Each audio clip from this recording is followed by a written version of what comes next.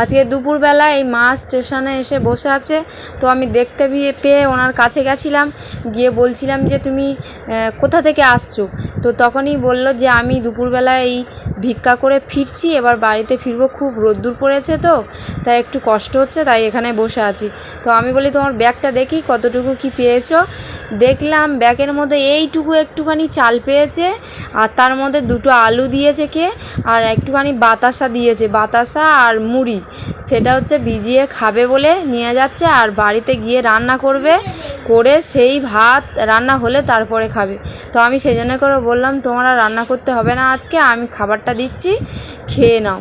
তা সেই জন্য করে কত সুন্দর করে দেখো প্লেটটা পেয়ে খুশি হয়ে বসেছে খাবে বলে, দুটো প্লেটটা হাতে করে নিয়ে বলছে দে মা তাহলে দুটো ভাত খাই, আর বাড়িতে গিয়ে রান্না করতে হবে না।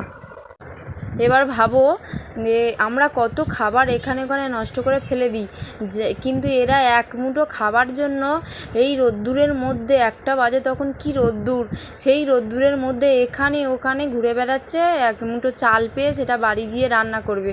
তাই জন্য বলি কেউ খাবার টাবার নষ্ট করো না, যদি বা বেশি হয় আশেপাশে যেসব মানুষ পড়ে থাকে না, তাদেরকে দিয়ে দিলে তারা খেয়ে বাঁচতে পারবে, বুঝলে।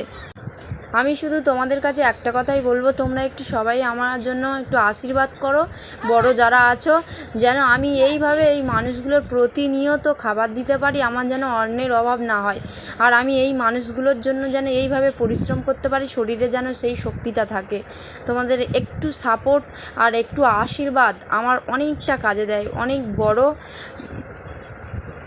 আমার অনেক বড় পাওয়া এগুলো, যে আমি এই মানুষগুলোর জন্য এত কিছু করতে পারছি, বা সামান্য হলেও এগুলো না আমার কাছে অনেকটা বড় পাওয়া যেন মনে হয়। আমি যেন এইভাবে এদের পাশে থাকতে পারি, আর এইভাবে এদের মুখের অন্নটা যেন, একবেলার অন্নটা যেন তুলে দিতে পারি সবসময়।